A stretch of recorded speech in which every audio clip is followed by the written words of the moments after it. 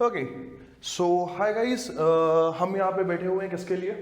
Current affairs revise करने के लिए, राइट? सबसे पहले मैं करंट अफेयर्स के बारे में आपसे बात करूंगा कि आपकी मेरी साथ की अप्रोच जो है वो क्या है, राइट? हमारी अप्रोच ये है हमारा जो रिवीजन कोर्स है वो ये है जिसमें मैं ये कंसिडर करके चल रहा हूँ, ये अज्यूम करके चल रहा हूँ कि आपने चाहे क्रैश कोर्स किया हो कहीं से, चाहे आप साल भर से खुद से प्रिपरेशन कर रहे हो या किसी इंस्टीट्यूट में प्रिपरेशन कर रहे हो, आपने साल भर से या क्रैश कोर्स से करंट अफेयर्स अच्छे से पढ़ा है। The only thing that you are lacking is the proper scheduling, right? आप प्रॉपरली उस रिवीजन के लिए जो आपको शायद आपके लेवल पे करने चाहिए, जो आपको प्लान करना चाहिए, वो आप नहीं कर पा रहे हैं। That is why we are here कि हम मंथली करंट अफेयर्स को डील करेंगे और कोशिश करेंगे कि हर महीने के 5 सबसे इंपॉर्टेंट टॉपिक्स जो हैं उसको उठाएं जो क्लैट रेलेवेंट हो, जिस पे क्लैट क्वेश्चन पूछ पाए, राइट? अपन इसी पे फोकस करेंगे। हम बहुत माइनर डिटेलिंग के साथ उस सब्जेक्ट की, उस पर्टिकुलर टॉपिक की एक हिस्ट्री पे डील करेंगे। हम डील करेंगे कि उसका मॉडर्न सिनेरियो क्या है, अगर वो मुद्दा पॉलिटिकल है तो पॉलिटिकल सिनेरियो में उसकी क्या बात हुई, अगर वो इस लेवल का इंपॉर्टेंस रखता है कि उसकी इंटरनेशनल लेवल पे बात हो, for example article 370 and 35A का इंडियन कॉन्स्टिट्यूशन से हटाना, राइट? तो हम उसका minor international political debate discuss करेंगे। उसके बाद हम सीधे उस पर्टिकुलर डिस्कशन में 20-20 में क्वेश्चंस का डिस्कशन तो करेंगे ही, साथ में at the end we will try to find out the factual information on which a question can be made and that question can come in your exam and you can crack that exam. ये हमारा motive है, right? Now जब हमने जून से preparation start की तब CLAT बहुत मासूम सा दिखने वाला एक एग्जाम था जिसने अपने पिछले 8-10 साल के पैटर्न को फॉलो करते हुए एक ऑब्जेक्टिव क्वेश्चंस का रखा हुआ था कि 50 questions of general knowledge, general awareness, current affairs, वो सारे ऑब्जेक्टिव। दिसंबर आते आते उनको पता नहीं क्या हुआ, प्रोफेसर मुस्तफा लाइव आए, उन्होंने बोला just chill because we got no chill. उन्होंने बोला कि अब हम इंटायरली पैटर्न चेंज करेंगे, मेमोरी बेस्ड एग्जाम को हम स्टडी बेस्ड, राइट, वो जो रिसर्च बेस्ड एग्जाम होता है उस पर कन्वर्ट करने की बात करेंगे। तो उन्होंने क्या कहा, उन्होंने बोला कि we find some XYZ topic, we'll get you a paragraph, a passage, right? And passage में कुछ स्पेसिफिक चीजें होंगी जो आपको पढ़ना है, उस पैसेज से क्वेश्चन बनाने जाएंगे। Now when we are dealing with an editorial और अ न्यूज और anything like passage, then we have to understand कि what actually we are having into एक किसी भी एडिटोरियल में, whether it is the Hindu, the Print, the Wire, Indian Express, Hindustan Times, any particular any exam, right? Just make sure one thing you have to understand कि हर एक editorial में एक उस राइटर का परसेप्शन होता है कि वो किस परसेप्शन से, किस पर्पस से उसे लिखना चाह रहा है, और दूसरा उसमें कुछ फैक्चुअल इंफॉर्मेशन होती है, right? Now perception definitely it's not an kind of subjective exam जहां तुम्हें पूछा है find out the perception of the writer of the editorial, but they will ask you objective question related to facts. तो हमने जो भी पढ़ा, हमारे पढ़ने का जो मोटिव था वो यही था कि इस पर्टिकुलर पूरे पैसेज में वी फाउंड दिस लाइन जहां पे एक पर्टिकुलर फैक्ट लिखा हुआ है कि this particular thing started in this particular year, और वो ईयर है ए। तो हम डेफिनेटली उसको ब्लैंक कर सकते हैं, राइट? वहां पे एक बड़ा ब्रैकेट बना के, स्क्वायर ब्रैकेट बना के उसमें एक्स लिख सकते हैं और नीचे एक क्वेश्चन पूछा जा सकता है कि find X, right? This is the new pattern they are dealing with. तो हमें हमेशा ध्यान रखना है कि हम जो भी पढ़ें, जो भी टॉपिक उठाएं, जिस टॉपिक के भी एडिटोरियल पढ़ें, उसमें हमारा मेन फोकस जो होना चाहिए उसकी फैक्चुअल इंफॉर्मेशन में होनी चाहिए, राइट? इसलिए हम फैक्ट बेस्ड डिस्कशन पे ज्यादा तेजी से आएंगे, ना कि किस में आएंगे, परसेप्शन बेस्ड में। नाउ इसके बाद सबसे इंपॉर्टेंट टॉपिक जो डिस्कशन करने के लिए वो ये है कि भाई साहब करंट अफेयर्स पढ़ें कब से? आई मीन मई 2019 में क्लैट 2019 खत्म हो चुका है, तब से लेके अब we are in August mid 2020, thanks to our कोविड-19 and thanks to our friendly neighbourhood China, कि हमारे एग्जाम डिले होते ही जा रहे हैं, right? You know very well we are having friendly neighbourhood. एक अपना बेटा है जो अभी इकोनॉमिक्स स्लोडाउन में परेशान है, और एक भाई साहब, खैर उनका डिस्कशन आएगा, अपन स्टार्टिंग में ही उनके डिस्कशन के बवालों पे करेंगे, राइट? सो ये पूरे के पूरे पार्ट का ध्यान रखो कि पढ़ना कितना है।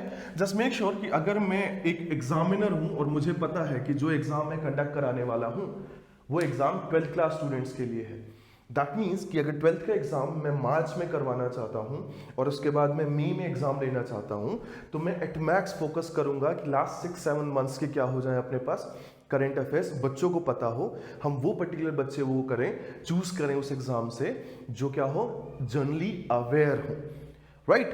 But trust me, 2019-20 session was full of surprises, right? I still remember one movie, Ice Age 3 or 4, जिसमें एक कैरेक्टर आता है मंकी का और वो कहता है कि terrible turns of event. I love terrible turns of event. मई 2019 जैसे ही अपना एग्जाम खत्म हुआ था, उसके बाद मोदी 2.0 एग्जाम गवर्नमेंट की स्टार्टिंग होती है एंड उसके बाद से हमारे पास बहुत सारे, जिसको मैं कह सकता हूं कि बवाल्स of particular reforms, social, administrative, constitutional, legal reforms, ये वो, हमने जजेस के नंबर बढ़ा दिए, हमने ट्रिपल तलाक बिल ला के इक्वालिटी की बात की, हमने यूनिफॉर्म सिविल कोड की बात की, हमने सिटीजनशिप में चेंजेस किए, राइट, हमने ये किया, हमने वो किया। तो we were having so many topic जो क्लैट के डिफाइंड सिलेबस और डिफाइंड जो पर्टिकुलर इनके टॉपिक्स हो सकते हैं उससे रेलिवेंट है। इसलिए कुछ भी करके अब हम ये नहीं कह सकते कि जनवरी से मई तक का करंट अफेयर्स पढ़ो तुम्हारा क्लैट डन है। No, we are going to deal with the topic which are most talked, और शायद जिसको तुम्हें पता होना चाहिए, जिसके बेसिस पे मैं बीइंग एन एग्जामिनर ये क्लेम कर पाऊं कि this guy is good because he is generally aware, she including, don't get offended, feminist guys, मैं सिर्फ वही बता रहा हूं, ही और शी इज अवेयर। तो हम टॉपिक्स डील करेंगे, राइट, एंड टॉपिक्स के साथ क्वेश्चनरीज और बाकी सारी चीजें डील करेंगे। क्लियर हो रहा है, right? Now come to the point, ये हमारा पैटर्न है। हमने बात कर ली कि हम क्या पढ़ाएंगे, हमने बात कर ली कि हमने अज्यूम किया हुआ कि आप पढ़ के आए हुए हो, है ना? सो चलो सबसे पहले अपन स्टार्ट करते हैं, राइट? मैंने पहले भी बोला कि एक फ्रेंडली नेबरहुड से एसोसिएटेड हम एक टॉपिक को क्या करेंगे, डील करेंगे। एंड हाँ, एक चीज और ध्यान रखेंगे आप बच्चे लोग, वो ये है कि कभी ऐसा नहीं होता कि एक टॉपिक एक पर्टिकुलर टाइम पे खत्म हो जाए। फॉर एग्जाम्पल, अगर मैं बात करूं कोविड की, तो वो दिसंबर एंडिंग से चालू हुआ है और कोविड से रिलेटेड इवेंट्स अगस्त तक चल रहे हैं। अब उस कोविड में कौन किसका फायदा उठाना चाहता है, कौन किस तरीके से चेंज करना चाहता है खुद को, इन सारी चीजों को आप मंथ वाइज जो है वो एनालाइज करते रहते हो। जैसे कोविड स्टार्ट होता है चाइना के वुहान से, एक डॉक्टर बताने की कोशिश करता है कि भाई साहब एक नया वायरस आया है जिसका भी इलाज ना है, राइट? सडनली जनता ट्रैवल करती है अराउंड द वर्ल्ड, दुनिया भर में। पहले तो ये था कि भाई साहब 3 कॉन्टिनेंट, फिर 6 कॉन्टिनेंट, थैंक्स टू एंटार्क्टिका कि इंटरनेशनल ट्रीटी ऑन एंटार्क्टिका जो है वो ह्यूमन परमानेंट इनहैबिटेशन प्रोवाइड कर रखी है, नहीं तो एंटार्क्टिका में भी होता, राइट? सो वो हर जगह फैल गया। फैलने के बाद कुछ कंट्रीज ने उसे कंट्रोल किया, तो उनका मॉडल एक्सेप्ट किया गया। दूसरी जिन कंट्रीज में वो सिचुएशन बेकार थी, बिगड़ी हुई थी, उसमें काम किया गया। फिर कुछ कंट्रीज ऐसी थी, फॉर एग्जांपल चाइना, इनको लगा कि भाई साहब अब इकोनॉमी रुक गई है, दिस वाज इंटरनेशनल लॉकडाउन, और जनता को फाइनेंशियली नुकसान हो रहा है, कंपनीज को फाइनेंशियली नुकसान हो रहा है, चलो जो हमने पैसा कमाया है उससे दूसरे देश की कंपनीज को खरीद लेते हैं, specially competitive countries like India. तो आपने एचडीएफसी पे हाथ मारा, आपने 1-2 और कंपनी पे हाथ मारा, government of India, Modi ji ने कहा, बोले थांबा भाई रुको, पहले अब एफडीआई के रूल चेंज हुए, तो जो भी नेबरिंग बॉर्डर्स थी उनके एफडीआई के रूल चेंज हुए। फिर सडनली पता चला कि वैक्सीनेशन के ट्रायल प्रोग्राम को अपने को तेज करना है, हमने वैक्सीनेशन ट्रायल प्रोग्राम तेज किया। तब पता चला जो ऑलरेडी रनिंग वैक्सीनेशन प्रोग्राम है, जिनका ट्रायल करने की जरूरत नहीं, सिर्फ लगाना है, वो क्या हो रहा है, डैमेज हो रहा है। तो हमें उस पर वापस ध्यान देना पड़ा।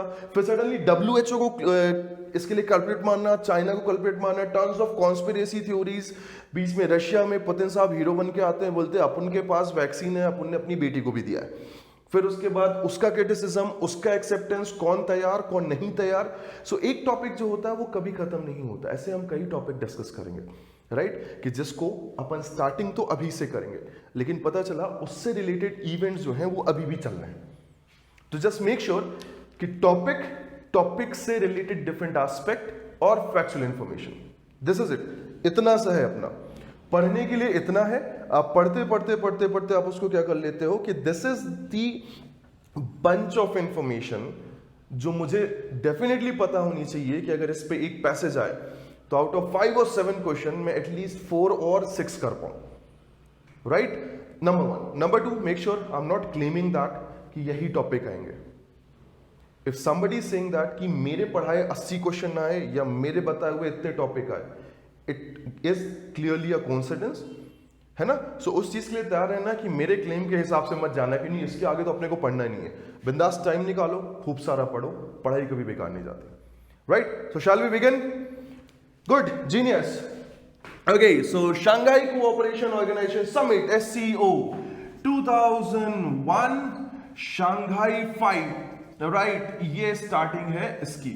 मैं क्यों बता रहा हूं कि भाई साहब मेरा मन हुआ कि एक पैसेज में ये भी लिखा होता है शंघाई कोऑपरेशन ऑर्गेनाइजेशन की स्टार्टिंग कहां से हुई, तो पता चला कि रशिया है, चाइना है, किर्गिस्तान है, इन्होंने शंघाई में मीटिंग की 2001 में, और मिलने के बाद राइट उनको बोला गया शंघाई 5, और धीरे धीरे उसकी जेनेसिस जो है वो डेवलप होती गई, ब्रांच बढ़ती गई बढ़ती गई बढ़ती गई, और उसमें फाइनली हमारा प्यारा भारत देश भी है जो इंक्लूड हो गया। नाउ एक समिट हुई है, राइट? अब जरा अपन उस समिट को जनरल समिट की बात करते हैं। तो मैं जनरल समिट के क्वेश्चनरीज की बात करता हूं, राइट? नंबर 1, जनरल समिट कहां हुई? It's a good current affairs question. General summit में अगर कोई लीडर है, कोई चेयरपर्सन है, it might be a country, it might be the head of that organisation जिसकी समिट है, राइट? तो वो कौन था? थर्ड, उसकी थीम क्या थी? या it's a good current affairs question कि अगर SCO है या UN है, for example we are having here United Nation climate action summit, तो उसकी एक स्पेसिफिक समिट की थीम है। तो दीज आर दी क्वेश्चंस जो डेफिनेटली आपको पता ही होना चाहिए, क्योंकि ये पहले भी पूछे जाते थे कि XYZ समिट की थीम क्या है, और अभी भी अगर वो इंपॉर्टेंट टॉपिक है तो उसके बारे में बताना आपको या पूछा जाना एक जनरल वो होगा, राइट? सो 2001 शंघाई 5 से स्टार्ट हुआ। शंघाई कोऑपरेशन ऑर्गेनाइजेशन एक्चुअली अगर मैं इंटरनेशनल जियोपॉलिटिकल एस्पेक्ट में बात करूं, राइट, तो जो साउथ एशिया है, जो ईस्टर्न एशिया है, जिसमें अपन सीधे तौर पे कहां जाने की कोशिश करते हैं, चाइना, जापान, कोरिया, और साथ में जो सेंट्रल एशिया है वही किर्गिस्तान, बिल्किस्तान, इन सबको मिलाओ तो ये एक बहुत इंपॉर्टेंट जियोपॉलिटिकल ऑर्गेनाइजेशन बनता है, राइट? नाउ सेंट्रल एशिया इसलिए इंपॉर्टेंट हो जाता है क्योंकि सेंट्रल एशिया पूरे एशियन वर्ल्ड को, राइट, आपको यूरोप से भी जोड़ता है, आपको ये वेस्टर्न एशिया या मिडिल ईस्ट से भी जोड़ता है, साथ में one of the 2 growing economies and like in pipeline super powers, अगर मैं इंडिया और चाइना की बात करूं तो उनकी तरफ जोड़ता है। तो अगर इसका कोऑर्डिनेशन, इसके बीच में कोऑर्डिनेशन प्रॉपर होता है तो ओवरऑल इस पूरे जियोपॉलिटिकल रीजन का जो डेवलपमेंट है, राइट, वो बहुत अच्छे से क्या हो सकता है, आपके पास मिल सकता है, उसकी प्लानिंग बहुत अच्छे से हो सकती है, राइट? तो हमारे प्रधानमंत्री नरेंद्र मोदी जी पहुंच जाते हैं। पहुंचने के बाद सीधे तौर पे उन्होंने अपने कुछ चीजें बताते हैं कि भाई साहब हमारा मोटिव ये होना चाहिए, इंटरनेशनल पीस, रीजनल कोऑपरेशन, ये सारी चीजें हमारे पास क्या है, ये हमारे मेन मोटिव होने चाहिए। फिर ऐसी पर्टिकुलर फैक्टर्स जो इस रीजनल पीस को क्या कर रहे हैं, डैमेज कर रहे हैं, फॉर एग्जाम्पल टेररिज्म, तो उन्होंने उस ग्लोबल टेररिज्म के अगेंस्ट एंड जो भी अदर एस्पेक्ट हैं, ह्यूमन ट्रैफिकिंग, ड्रग्स और अदर जो पर्टिकुलर इकोनॉमिकल क्या कहना चाहिए, ट्रैफिकिंग या स्मगलिंग है, जिसको तुम हवाला कह सकते हो, राइट? तो इन सब के बारे में उन्होंने बोला कि हमें इन सब को रोकने के लिए एक कंबाइन क्या बनाना चाहिए, प्लान बनाना चाहिए, जिससे हमारे पास रीजनल कोऑपरेशन प्रॉपर हो, डेवलपमेंट प्रॉपर हो। फिर उन्होंने मजे में आके क्या बता दिया, उन्होंने बोला कि हेल्थ, उन्होंने अपनी तरफ से एक नया कॉन्सेप्ट दिया HEALTS, में बैठ के फुल फॉर्म नहीं बताने वाला, तुम चुपचाप उठ लेना कि इन्होंने 5-6 ऐसे पॉइंट बताए जिसपे हम अपना कोऑपरेशन जो है वो क्या करेंगे, आगे बढ़ाना चाहिए। ये पूरे के पूरे पॉइंट इसलिए आप नोट डाउन करेंगे क्योंकि आपको याद होना जरूरी है, आप लिखेंगे तो आपके मेमोरी में ज्यादा अच्छे से आएगा, ठीक? ये चीजें हो गई, कितनी पॉजिटिव बातें हो रही हैं, राइट? तभी SCO ने बोला कि भाई साहब हम एक और समिट बुला रहे हैं, इसी के पैरेलल वो समिट है Eurasian economic forum summit, right? EEF, Eurasian economic forum summit, right? उन्होंने शंघाई कोऑपरेशन ऑर्गेनाइजेशन के पैरेलल बनाया। इनका सिंपल से कहना था सेंट्रल एशियन कंट्रीज के साथ cooperation with the Eurasian countries, Eurasian Nations, ये जरूरी है। इंडिया ने ये पूरी समिट अपनी तरफ से बकायदे बढ़िया बैठ के दामादों की तरह अटेंड की, और जब इसकी बारी आई तो इंडिया ने बोला बायकॉट, राइट? इंडिया की तरफ से कोई भी representative Asian economic forum summit में नहीं गया, राइट? क्यों नहीं गया? इसके पीछे बहुत सिंपल रीजन है, अगेन हमारा फ्रेंडली नेबरहुड। चाइना ने कुछ साल पहले अपने आप को एक ग्लोबल फ्री ट्रेड लीडर बनाने के लिए एक बड़ा प्रोजेक्ट, एक कह सकते हो मैमथ $1 ट्रिलियन प्रोजेक्ट प्रपोज किया था, जिसको आप जानते हो बेल्ट एंड रोड इनिशिएटिव के नाम से। तुम्हें इसका नाम one belt one road initiative के उसमें भी मिलेगा। ये दोनों नाम सेम है, पर्पस सेम है, राइट? इसका डिस्कशन हम करेंगे, है ना, क्योंकि ये पॉइंट आने वाला है जब अपन आरसीईपी एंड दूसरी चीजों की बात करेंगे।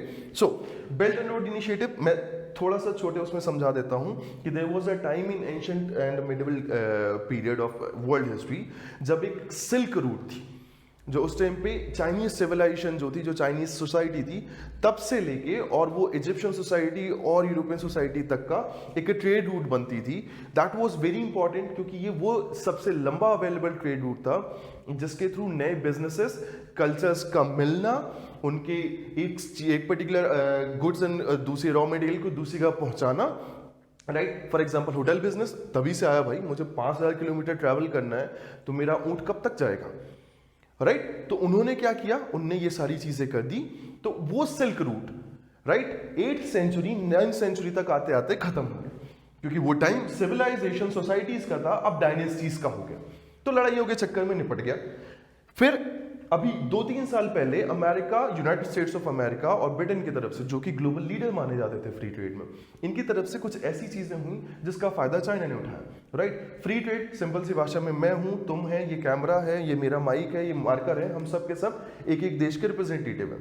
हम सब के सब बैठे, बातें चालू की, एक ने बोला भाई साहब फ्री ट्रेड कर रहे हैं, अपन सब अपने अपने कंट्री में ट्रेड रूट जो रूल्स हैं, वो जो करेंसी कन्वर्जन है और बाकी जो रिसोर्स प्रोवाइडेशन है उसका काम आसान करते हैं, साथ में टैरिफ्स और टैक्सेस वगैरह कम कर देते हैं, राइट? तो अब ये कहानी हो गई कि ये ऐसा चलना है फ्री ट्रेड का form, European Union and NAFTA, North American Free Trade Agreement. इन दोनों में जो लीडर्स थे, यूएस एंड ब्रिटेन, इन्होंने उससे बाहर निकलने का प्रपोजल रख दिया। चाइना ने बोला मेरे को सब आता है, जस्ट लाइक राजपाल यादव कि मुझे सब आता है, मैं सबको सिखा दूंगा। He said, being a new global power, मैं तुम सबको एक फ्री ट्रेड रूट, जो कि अब ना कि रोड बल्कि ओशन एंड सीज से भी जाएगा, उसका कंस्ट्रक्शन करूंगा। और उसको उन्होंने उस इनिशिएटिव को नाम दिया BRI, और उन्होंने बोला कि जो एंशिएंट सिल्क रूट है हम उसे वापस स्टैब्लिश कर रहे हैं, राइट? बट उसकी एक ब्रांच जो है वो जाती है विवादित जम्मू कश्मीर, जिसे आप पाकिस्तान ऑक्यूपाइड कश्मीर के नाम से जानते हो, जिसके कारण इंडिया की सुवेरेनिटी पे क्वेश्चन होता है according to Indian government, right?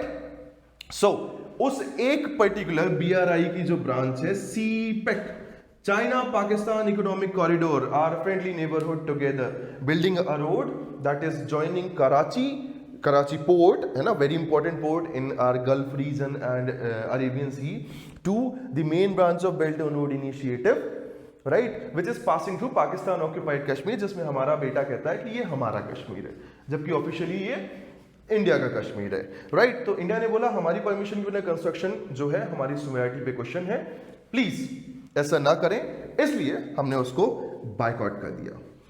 Clear? Now this was the entire topic. Questionnaires में जाओ जरा, तो अपन ने क्या बहुत सारे क्वेश्चंस डिस्कस कर लिए इसमें। फिर जस्ट 1 month 2 month लेटर क्या इन्होंने कुछ 7-8 वंडर्स भी डिसाइड किए जिसमें अपनी स्टैच्यू ऑफ यूनिटी थी? यस और नो? ये सारे पॉइंट आपके पास होने चाहिए, है ना, राइट? और ये सारे के सारे वन लाइनर्स के फॉर्म में होने चाहिए, आपको फिंगर टिप्स पे होना चाहिए। I hope you get this topic, right? हम जल्दी से दूसरा टॉपिक स्टार्ट करेंगे। आई होप ये सारी चीजें तुम्हारे पास है।